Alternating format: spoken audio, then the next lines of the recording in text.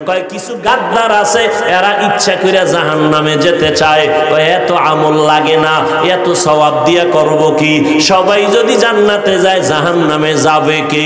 এই বেয়াদবের জন্য আল্লাহ কয় জাহান্নাম বানায় রাখছি। ও গাদ্দারও যখন যেতে চায় একটু গিয়া মজাটা বুঝে আসুক। এরকম বেয়াদব আছে না?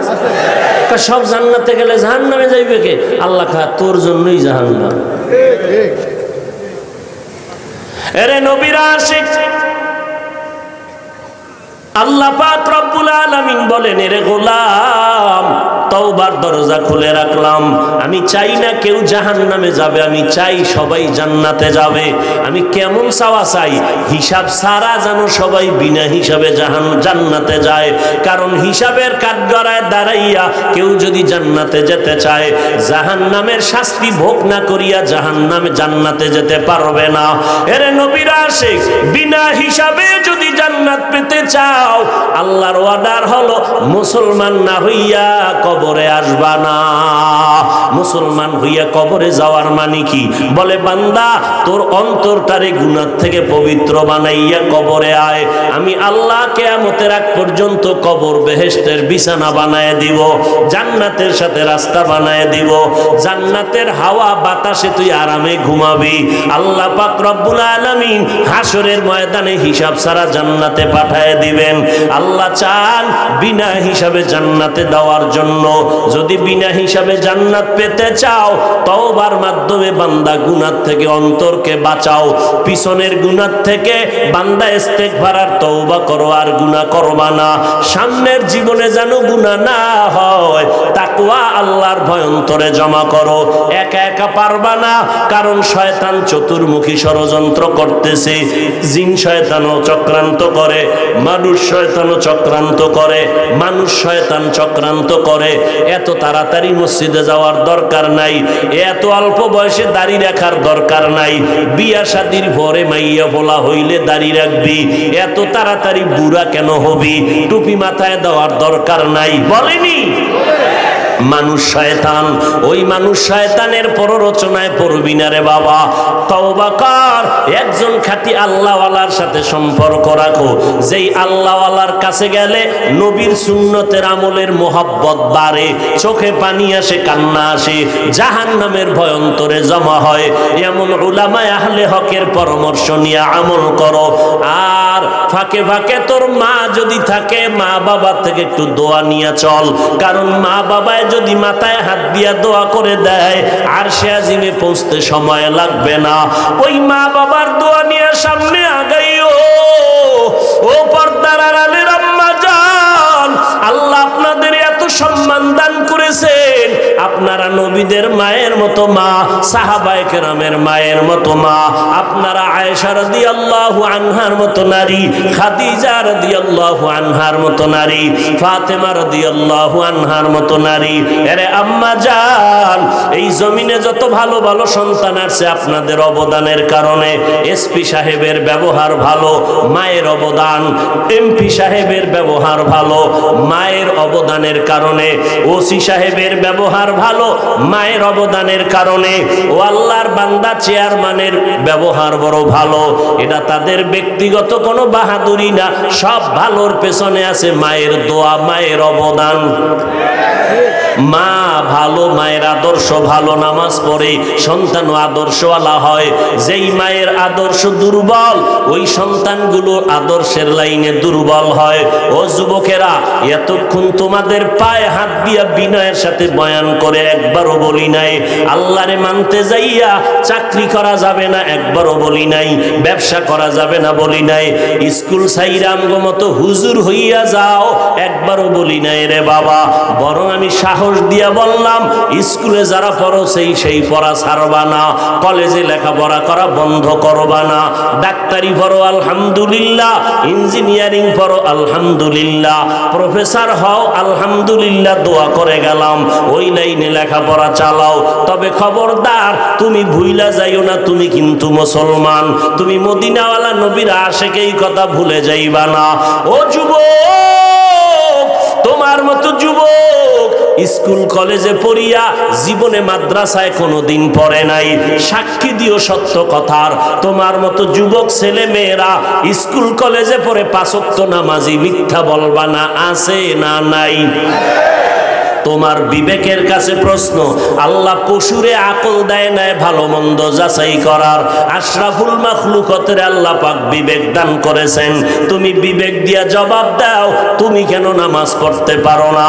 তোমার মতো যুবক র্যাব, আর্মি, পুলিশ, বিডিআরের চাকরি করে 5 বেলার নামাজ পড়ে, তুমি কেন পারো না রে বাবা? তোমার মতো যুবক সন্তান রাস্তায় গাড়ি চালায় 5 বেলার নামাজ পড়ে, তুমি কেন পারো না? তোমার মতো যুবক নদীর মধ্যে মাছ ধরে 5 ওয়াক্ত নামাজ পড়ে, কৃষি কাজ করে, নামাজ ছাড়ে না, তুমি কেন পারবা না? ও বুড়ারা, আপনাদের মতো কত বুড়া লাঠি হাতে নিয়ে কষ্ট করে মসজিদে গিয়া 5 বেলার নামাজ পড়ে, আপনি বুড়া কেন পারেন না? পর্দার আড়ালের আম্মা জান, আপনার মতো কত মা পর্দা করে, স্বামীর খেদমত করে, মাল হেফাজত করে, 5 ওয়াক্ত নামাজ পড়ে, তাহাজ্জুদও পড়ে। ও আম্মা জানেরা, আপনারা কেন পারবেন না? ওরে যুবক, এখনো তওবা করার সময় আছে, মনটারে একটু মাঝে মাঝে বুঝাইও। আমার মতো যুবক যদি স্কুলে পড়িয়া নামাজ পড়ে, আমি কেন পারি না? মনে হয় আমার আল্লাহ বুঝি গুনার কারণে বেজার, মা বাবার মনে হয় অভিশাপ তোর কপালে লাগছে রে যুবক, ওই মা বাবার কষ্ট মনে হয় তোর কপালে লাগছে, এই কারণে মোনাজাতেও তোর চোখে পানি আসে না, নামাজের জন্য দিলটা একবারও কাঁদে না। অথচ তোর পাশে কত যুবক নামাজের সময় পাগলের মতো হয়ে যায় নামাজ পড়ার জন্য, যখন মোনাজাত দেয় চোখের পানি ছেড়ে কান্না করে, আলেম ওলামা পাইলে দৌড়াইয়া গিয়া দোয়া নেয়, মা বাবার সাথে ব্যবহার ভালো করে। ও পর্দার আড়ালের আম্মা জানেরা, সন্তানটারে ডাক্তার বানাবেন, বাধা নাই, তবে কোরআনওয়ালা আদর্শ ডাক্তার বানায়া যাবেন। সন্তানটাকে ইঞ্জিনিয়ার বানাবেন, বাধা নাই, তবে কোরআন পড়নেওয়ালা আদর্শ ইঞ্জিনিয়ার বানায়া যাবেন। আপনার সন্তানের ব্যবহারে যেন কোনো উলামায়ে কেরাম কষ্ট না পায়, আপনার সন্তানের ব্যবহারে যেন মুরব্বীরা কষ্ট না পায়, আপনার সন্তানের আচরণে যেন মা বাবারা কষ্ট না পায়, সন্তানের আচরণে যেন বন্ধু বান্ধবেরা কষ্ট না পায়। ও যুবক, ওই মা বাবার দোয়া ছাড়া পরীক্ষায় ভালো নাম্বার পাও নাই, আল্লাহর জাতের কসম, ওই মা বাবার চোখের পানি আর দোয়ার কারণে আজকে চেয়ারে বসতে পেরেছি, ওই মা বাবার চোখের পানি আর দোয়ার কারণে তুমি টাকার মালিক, বাড়ি গাড়ির মালিক। আজকে ওই মা বাবাকে ভুলিয়া গেছো। এখনো যদি মা বাবা বেঁচে থাকে, যাও তাড়াতাড়ি মায়ের দোয়া নাও, কারণ মা যদি মাথায় হাত বুলাইয়া দেয়, দোয়া করে আর সে আজিমে চলে যাবে। ওই মা বাবারে কষ্ট দিস না রে যুবক, ওই মায়ের চোখের পানি ফালাইস না রে যুবক।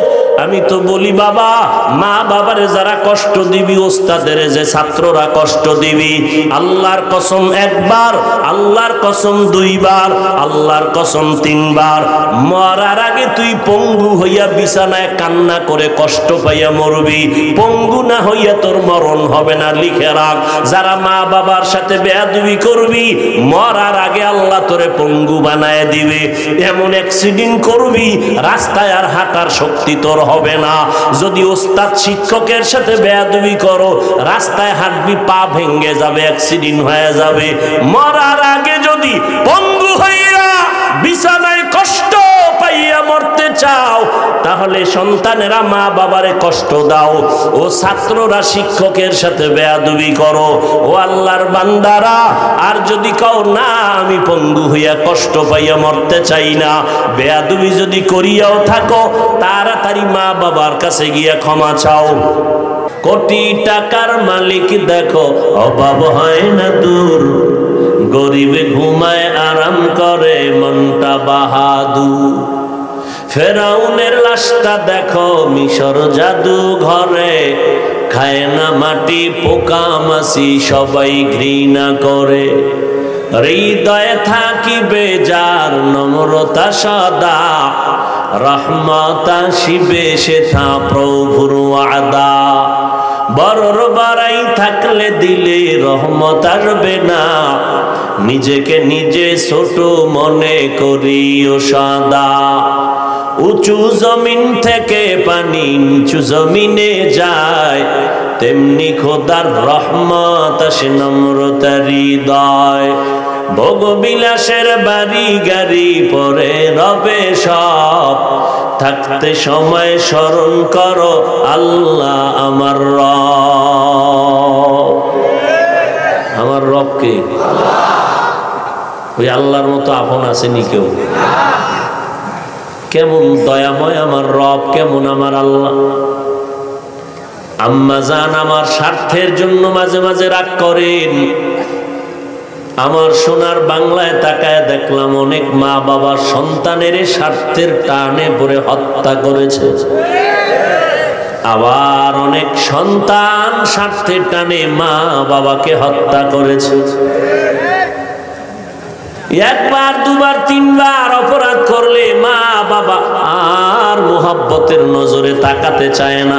আমার আল্লাহ বলেন, আমার দেওয়া পানি, আমার দেওয়া বাতাস, আমার দেয়া সূর্যের আলো, চাঁদের আলো, জমিনের ফসল, গাছের ফল খাইলি, নদীর মাছ খাইলি, ওরে নিমক হারাম, একবারও আলহামদুলিল্লাহ বললি না, আমার হুকুম মতো নামাজ পড়লি না। ওলামায়ে কেরাম পায়ে ধরে ধরে দাওয়াত দেয়, নামাজ পড়ো, পর্দা করো, হালাল খাও, নবীর আদর্শের মালা গলায় লাগাও। এরপর নামাজ নাই, রোজা নাই, নবীর সুন্নতের খবর নাই। আমি আল্লাহ এত বেজার হইলাম না, রাগ করে পানিও বন্ধ করি নাই, বাতাস বন্ধ করি নাই। আমি আল্লাহ পাক সূর্যের আলো, চাঁদের আলো বন্ধ করে দেই নাই। আমি তোমাকে সম্মানের চেয়ার থেকে আমি নামায়া দেই নাই। আমার ফল, আমার ফসল সব আমি রাস্তা খুলে দিলাম, ভোগ কর। এরপর আমি আল্লাহ তোর উপরে বেজার না। রাতের গভীর যখন হয়, প্রতিদিনের শেষ রাত, আমি আল্লাহ প্রথম আসমানে আসিয়া সমস্ত গুনাহগারদের ডাকতে থাকি, আলা মিন মুস্তাগফিরিন ফাগফির আলা। এই গুনাহগারের দল, তওবা কর, কান্না কর। এক সেকেন্ডের ভেতরে তোর 40-50 বছরের জীবনের গুনাহ আমি আল্লাহ তোরে মাফ করে তোর নামটা জান্নাতি খাতায় উঠায় দিব। আতিনা ফি দারে দুনিয়া না হাসান, আতিনা ফি দারে উকবা না হাসান, ইয়া গিয়াসাল মুস্তাগীসিন নাহদিনা লফতিখারা বিল উলুমে ওয়াল গিনা। হর গরিদে নেকো তু তৈয়ার হে, जो न मांगे उससे तू बेजार है। ভাইরা আমার, আল্লাহ তাআলা বলেন, দায়িত্বশীল তোমার দায়িত্ব পালনের অবহেলা হইল কিনা সাবধান। আল্লাহ বলেন, ইয়া আইয়ুহাল্লাযীনা আমানুত্তাকুল্লাহা হাক্কা তুকাতিহি ওয়া লা তামুতুন্না ইল্লা ওয়া আনতুম মুসলিমুন।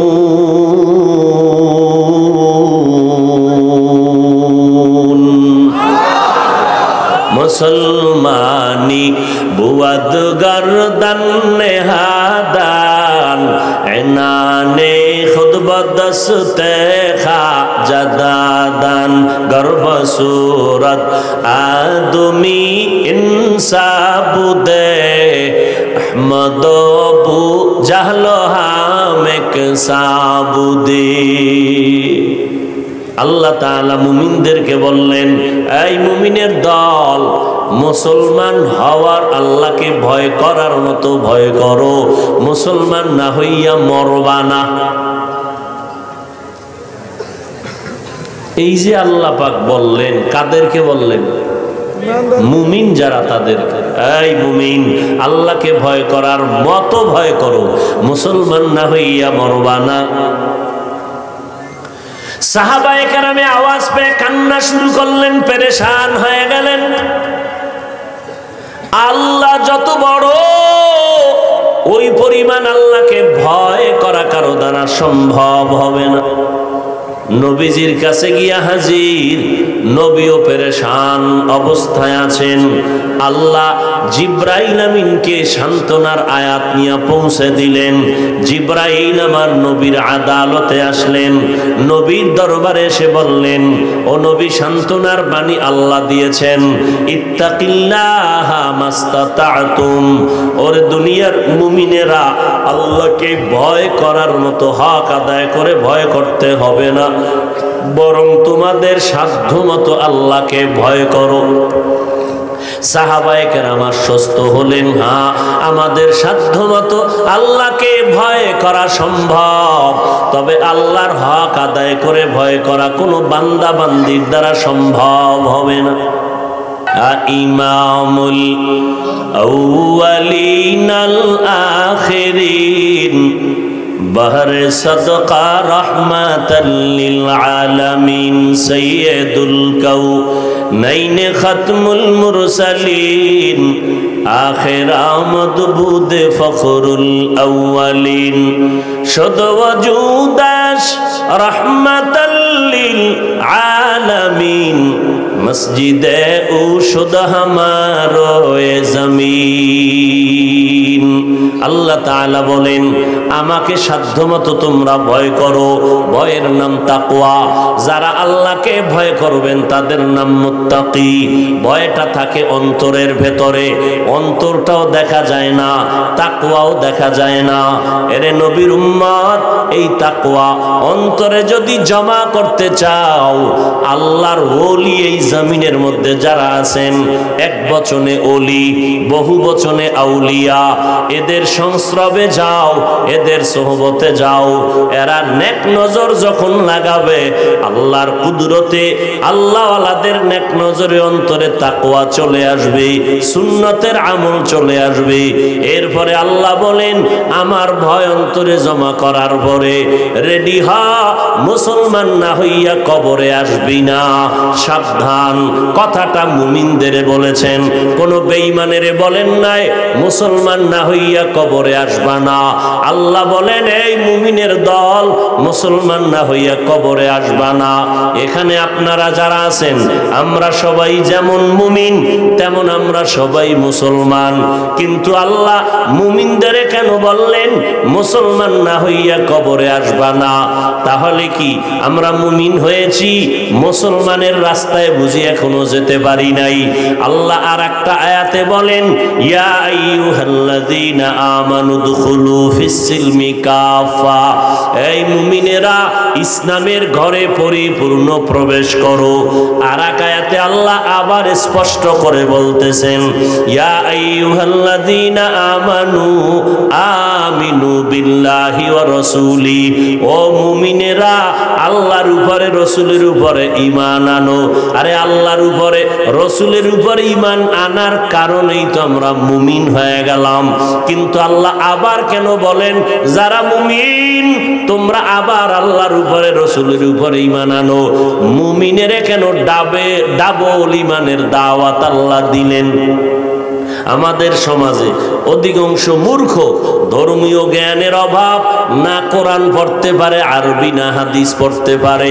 এই সমস্ত কিছু মূর্খতা বশত বলে, মুসলমান হইয়া মুসলমানের কেন কালেমার দাওয়াত দাও?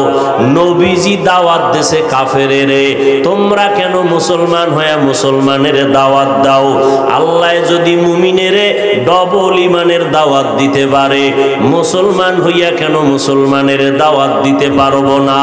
নাম্বার 2, মুসলমানের দাওয়াত বাদ দিয়া হিন্দুদের মন্দিরে যাইয়া দাওয়াতের কাজ করব, খ্রিস্টানদের গির্জায় গিয়া কাজ করব, কিন্তু ওখানে গিয়া লাভ যাই হবে, এর থেকে আমার আসল ঘরের ক্ষতি হয়ে যাইতেছে বেশি। কারণ দাবি করে মুসলমান, মদিনাওয়ালার সাথে কোনো কানেকশন নাই, নামাজের সময় আজান শুনে মসজিদে যায় না, অথচ সুদের সাথে জড়িত জড়িত। যেই সুদের গুনাহ করলে 24টা ঘন্টার সেকেন্ডে সেকেন্ডে গর্ভধারিণী মায়ের সাথে জিনার গুনাহ হবে। সুদের খাতায় নাম থাকলে হজ করবে কবুল হবে না, যাকাত দিবে কবুল হবে না। সুদের খাতায় নাম লেখাইয়া মোনাজাত দিলে একটা মোনাজাতও কবুল হবে না। সুদের খাতায় যাদের নাম আছে 10 তলা মাদ্রাসা বানাইলে সওয়াব হবে না, মসজিদে দান করলে সওয়াব পাবে না। আল্লাহ কয় রেডি থাক, আমি আল্লাহ রেডি তোর সাথে আমি যুদ্ধ করার জন্য, কারণ তুই এত বড় খারাপ। আমি আল্লাহ নিজে তোর সাথে যুদ্ধ করব, কারণ তোর অল টাইম আমল নামায় কবিরা গুনাহ, মায়ের সাথে জিনা করার গুনাহ হয়। অতএব আমি আল্লাহ তোর সাথে যুদ্ধ না করে থামতে পারি না। শেষ কথাই এর ফলাফল কি? কয় তোর জন্য চিরস্থায়ী জাহান্নাম। কয়দিন? সুদের সাথে জড়িত আশেকে রসুল আসেনি? এ যদি আশেকে রসুল দাবি করে তাহলে ভণ্ড কে? আমরা ভণ্ড, কারণ আমরা টুপি পরছি, দাড়ি পরছি, নামাজ পড়ি, পর্দা করি, হালাল খাই, জিকির করি, আমরা ভণ্ড। আর যারা সুদ খায় এরা আশেকে রসুল। দুইটার একটা লাইন করতে হবে তো, হয়তো তারা ভণ্ড আমরা আশেক, না হয় তারা আশেক আমরা ভণ্ড। কথা ক্লিয়ার? আমরা টুপি মাথায় দিয়া কত গালি শুনতেছি, দাড়ির কারণে যৌবনের ভাব চলে যাইতেছে, লম্বা জামা পড়তেছি কষ্ট লাগতেছে, কত মানুষ কত কথা বলে, মাদ্রাসায় পড়তেছি সেখানেও কত মানুষ বাজে কথা বলে, শীতের দিন ফজরের নামাজ পড়তে ঠান্ডা পানি দিয়ে উজু করে কত কষ্ট, এরপরও আমরা আশেক হইতে পারবো না। তোমরা সুদ ঘুষ খাইয়া দাড়ি কামাইয়া আশেক হবা, তাহলে একটা দলিল দাও, আমিও টুপি দাড়ি ফালাইয়া দিই। যুবকেরা ভালো করে কথা বুঝার চেষ্টা করো, চিল্লা চিল্লি করবা না, কথা বুঝবা, ভদ্র বাবার ভদ্র সন্তানের মতো আওয়াজ দিবা, প্রয়োজন হলে স্বাভাবিক, চিৎকারের কোনো দরকার নাই। তুমি সারাদিন নামাজ পড়লা না, তুমি এখানে চিল্লাইলে কি হবে বলো? তুমি সারাদিন নামাজ পড়ো নাই, তো তোমার চিৎকারে কি হবে? ভালো করে বুঝো, ভালো করে বুঝো। মুহাম্মদ সাল্লাল্লাহু আলাইহি ওয়াসাল্লাম শেষ নবী, শ্রেষ্ঠ নবী, খাতামুন নবিয়্যিন। এর থেকে দামি কোনো পীর, কোনো বুজুর্গ, কোনো মুফতি, কোনো মুহাদ্দিস, কোনো বক্তা আছে? সবাই একমত না? এখানেও দ্বিমত। এই বেজাল কিন্তু মুহাম্মদের নিয়ে, আল্লাহরে নিয়ে কিন্তু খ্রিস্টানেরাও বেজাল করে না, ওরাও আল্লাহ একজন মানে।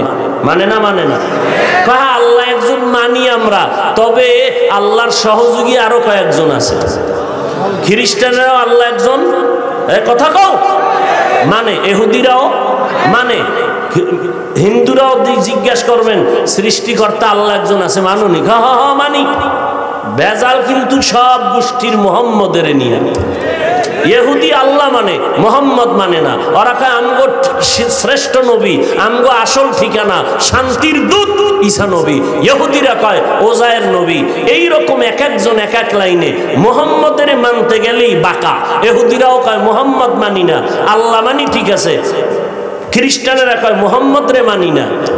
আমগো হালাত কি? কি সাফার জোরে মানো? মুহাম্মদের আদর্শের মতো সুন্দর শ্রেষ্ঠ আদর্শ আর কারো আছে? থাকলে কোনো বাপের বেটা দাঁড়ায় বল, আমি মুহাম্মদের আদর্শ জবাই করে ফালাইয়া আমি তারটা গ্রহণ করব। যদি কেউ প্রমাণ করতে পারো মুহাম্মদেরটা বাদ দিয়া আরো সুন্দর আদর্শ আছে, আব্রাহাম লিঙ্কনের, লেনিনের আদর্শ, কালমার্সের আদর্শ, মাও সেতুনের আদর্শ, প্রমাণ যদি দিতে পারো, আমি মুহাম্মদেরটা বাদ দিব। পারবা? নাম্বার, এই থামেন, নাম্বার 2, মুহাম্মদের আদর্শের ভেতরে, এই যুবকের দিকে তাকা, মুহাম্মদ সাল্লাল্লাহু, দেখছেন নি নবীর নাম শুনে দরুদও পড়ে না। বাঙালি এমন বদভ্যাস, জেলাফি না পাইলে দরুদ পড়বে না।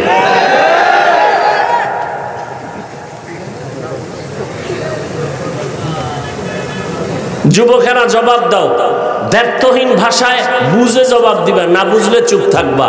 মুহাম্মদের আদর্শের ভিতরে চুল কাটার নিয়ম আছে? ভালো করে বলো। নখ কাটার নিয়ম আছে? তো মুহাম্মদের আদর্শে চুল না কাইটা বেঈমানের পা চাটা গোলামের মতো চুল কেটে ইন্দুর আর বান্দর হইলি কেন? মুহাম্মদের আদর্শের নিয়মে চুল না কাইটা বেঈমানের পা চাটা গোলাম হয়েছো কেন? কি স্বার্থ কি বল? কি যৌবন বেড়ে যায়, চেহারা উজ্জ্বলতা বাড়ে, মা বাবার দোয়া বাড়ায়, শিক্ষকরা খুশি হয়, তাহলে আকামটা কেন করছো বল? যদি কোনো উপকার হয় বল, আমিও করব। আল্লাহর কসম, মুহাম্মদের আদর্শ বললি ভালো, গ্রহণ করো না কেন? বেঈমানের পা চাটো কেন? বিষয় কি? নবীর তরিকায় চুল কাটলে সমস্যাটা কি? শেষ নবী রহমাতুল্লিল আলামিনের লাইনে নখ কাটলে সমস্যাটা কি? কি সমস্যা কি? কারণ কি? তুমি বেঈমানের পদাঙ্ক অনুসরণ করবা, স্বার্থ কি বলো? একটা উপকার যদি দেখাইতে পারো যে হাফিজ ভাই বেঈমানের লাইনে চুল কাটার দ্বারা আমার মাথা অল টাইম ঠান্ডা থাকে, 1 সেকেন্ডের জন্য গরম হয় না, এরকম একটা উপকারের কথা বলো।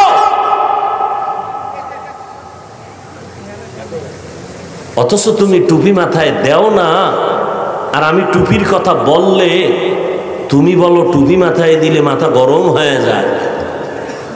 আবার এর থেকে আরেকটু আপ লেভেলের বেয়াদব যারা, এরা কয় টুপি না দিলে অসুবিধা কি? এর থেকে আরো আপ যারা বেয়াদব, এরা বলে টুপির মধ্যেই কি ইসলাম, দাড়ির মধ্যেই কি ইসলাম, পর্দার মধ্যেই কি ইসলাম, পোশাকের মধ্যেই কি ইসলাম? পোশাকে ইসলাম নাই, দাড়িতে নাই, টুপিতে নাই, পর্দায় নাই, তো ইসলাম তোর আব্বাজান কোন ঘরে তালা দিয়ে রাখছে? বের কর। এই রসুলের দুশ্মন, বের কর। রসুলের রেখে যাওয়া আদর্শ মানবে হিন্দু ভাইরা বলো, খ্রিস্টানেরা, ইহুদিরা। আমার রসুলের রেখে যাওয়া 23 বছরের আদর্শ পালন করবে কারা? কুমিল্লা জেলার মুসলমান ব্যতীত, হ্যাঁ, ও মুরাদনগর ছাড়া নাকি নবীর সুন্নাত হুজুরকে দিয়ে দিছো? যদি কেউ নবীর সুন্নাত শুধু হুজুরেরা মানবে তাহলে জান্নাত হুজুরেরা পাবে, তোমাকে কপালে জুতা।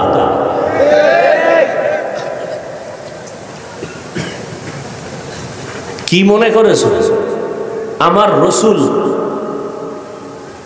যার চেহারা মোবারকের দিকে একটা দৃষ্টি দিলে 7 দিনের ক্ষুধা নিবারণ হয়ে যায়, সেই নবী যার শরীর মোবারকে মশা মাছি পড়া হারাম, তুমি কি মনে করেছো?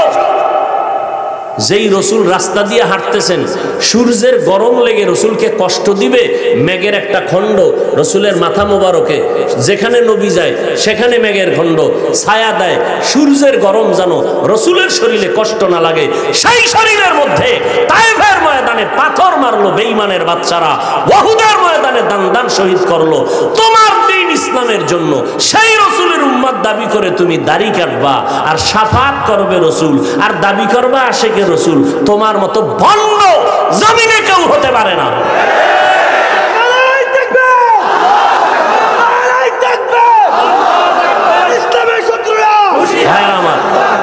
আল্লাহ আমাদের রসুলের সুন্নতের আমল করার তৌফিক দান করেন। এটা আমার স্বার্থের জন্য বলছি, হ্যাঁ? আপনি মরে গেলে আপনার কবরে কোনো পীর যাবে, কোনো হুজুর যাবে? আপনার জবাব কিন্তু আপনাকেই দিতে হবে। আল্লাহ আমাদের হেদায়েত দান করুন। আপনাদের আল্লাহ আমার আল্লাহ দুইজন না এক? আমি যে নবী মানি আপনারাও নবী, কি এক না আলাদা? আপনার আমার কোরআন, কাবা, ধর্ম, কালেমা না? কালেমা নিয়ে একটু ডিস্টার্ব আছে মনে হয়, নাই? আগে কালেমাটা বলি, লা ইলাহা ইল্লাল্লাহ মুহাম্মাদুর রাসূলুল্লাহ, এই হলো কালেমা। কি এটা আপনাকেও কালেমা নাকি আলাদা আপনাদেরটা? আওয়ামী লীগ ওয়ালাদের এই কালেমা, বিএনপি ওয়ালাদের এই কালেমা? কথা বলেন না কেন? তাহলে আপনাদের আল্লাহ আমার আল্লাহ এক, নবী এক, কোরআন এক, কাবা এক, ধর্ম এক, কালেমা এক, দুনিয়াতে আসছি সিস্টেমও। শুধু মুরাদনগরের মানুষ লঙ্গি পরে আসছিল, হ্যাঁ? বিদায় বেলার সিস্টেম, সবার বেলায় কাফন হবে 3টা। আমি বক্তার সম্মানে একটা কাফন কেউ বাড়াইয়াও দিবে না, রিক্সা ড্রাইভার গরিব হওয়ার কারণে একটা কাফন কেউ কমাইয়াও দিবে না, কালার হবে আলাদা। চরমনাইওয়ালাদের কাফনের কাপড় একরকম, তাবলিগওয়ালাদের আর এক রকম, সোনাকান্দা আর এক রকম, সারসিনার আর এক রকম। তাই কি কি কি কালো সবুজ কি? তো সবুজ লইয়া খিলাখিলি কেন? কালো লইয়া খিলাখিলি কেন? हकीकत से तू दुनिया बेखबर है, दुनिया की नुमाइश पर नजर है। नमी गुयम के आज दुनिया जुदा